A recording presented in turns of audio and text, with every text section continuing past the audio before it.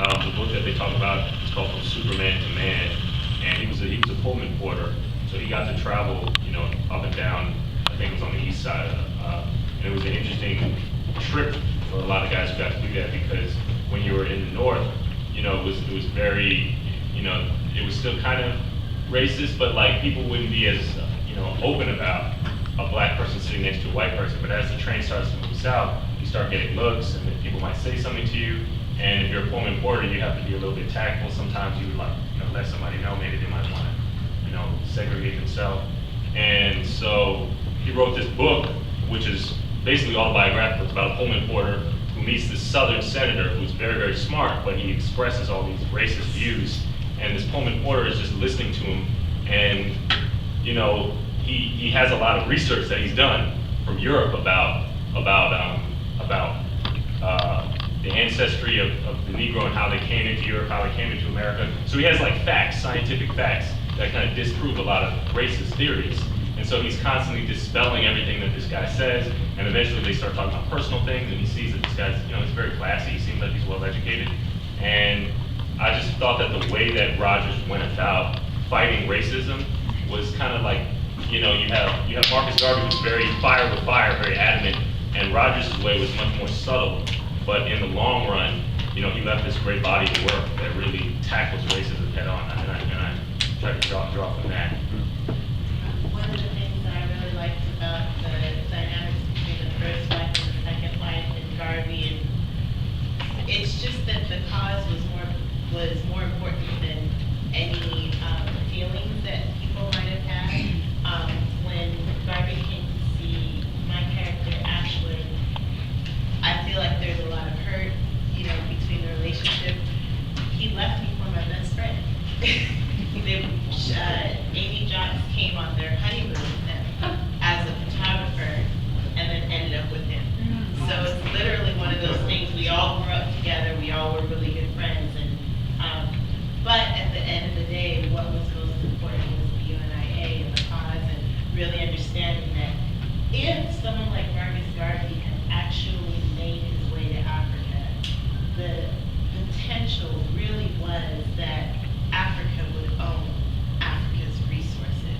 And I think the power in America, the power in the world right now would have completely shifted. It would be like an alternate universe for where the power lied if Africa owned Africa's resources. So he really was a dangerous person to like a fledgling state like America up against these European powers. And then you have someone like Marcus Garvey who's pulling away people who used to be slaves and pulling them away back to Africa and saying that we can unite Africa and own Africa. And it was the cause was so much more important than anything else.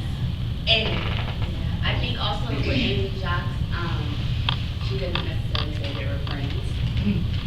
But I think it is important that they put aside those differences and work together, because one thing Amy Jocks did do was find a way to encourage and keep going with the UNIA with what Amy actually started with the woman's voice. And I thought that was very important. Her whole perspective in being Marcus Garvey's wife was taking the approach to women stay by your man, support your man, do whatever, but she also had her own motives, and the way she went about it was about the unity of family and the people, the African American people, so that we can understand how the dynamic in the house and supporting each other transfers into our whole cultural and economic unity. So I think that was my most attractive part in researching Amy Jocks.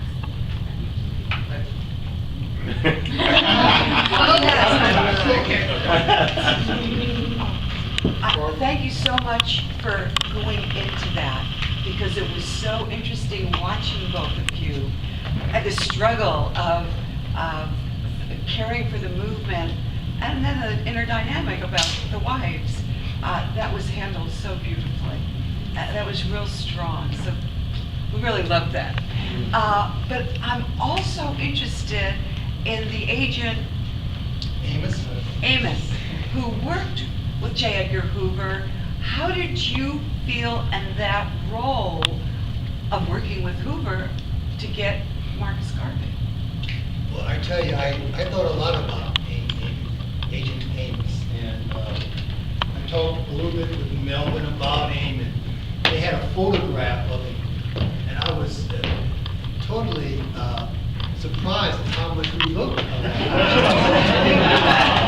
And I love playing this role because Agent Amos was on an island by himself. You know, to much of his own race, he was an Uncle Tom.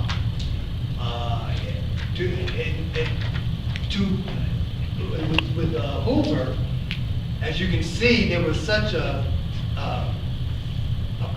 bitterment with each other.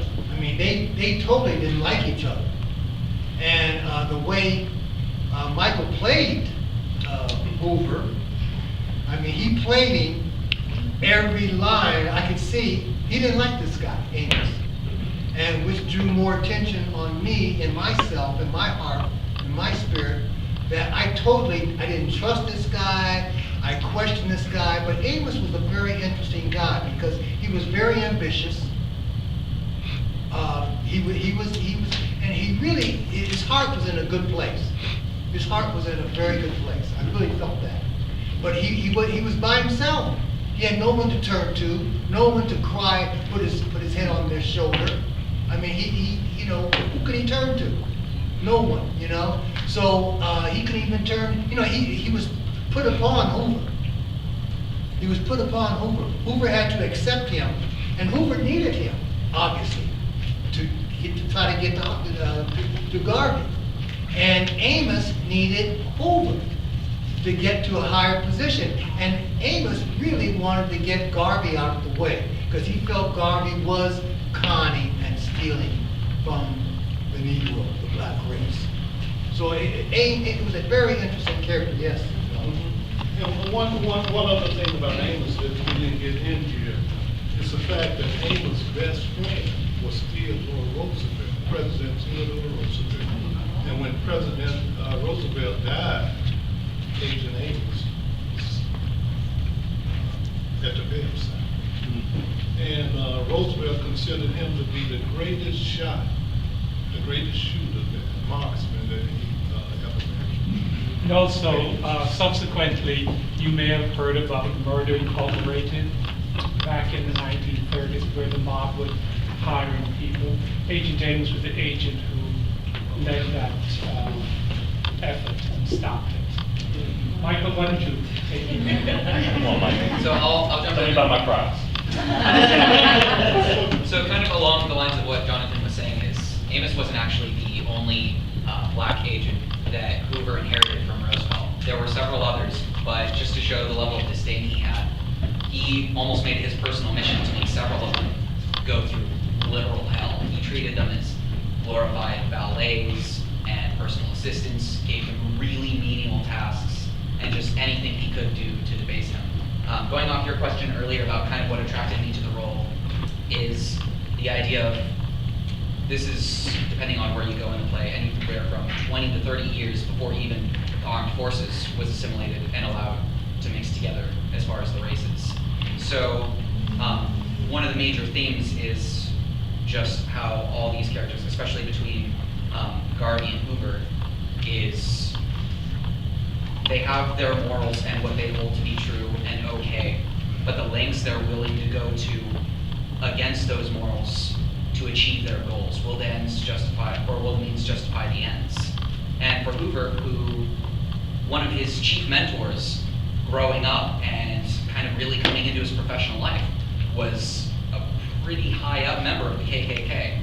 So he had a lot of influence there. So the idea that you had that base level of hatred of thinking that someone is beneath you, and then being forced to reconcile, I need this person, he's capable, I can't get things done without him. And realizing it's not just one guy, but that you really can't do anything unless you also get all these other people of color that you hate behind you too. So being forced to come to terms with that, and in his own way, like I was saying, 20, 30 years before even military service, trying to integrate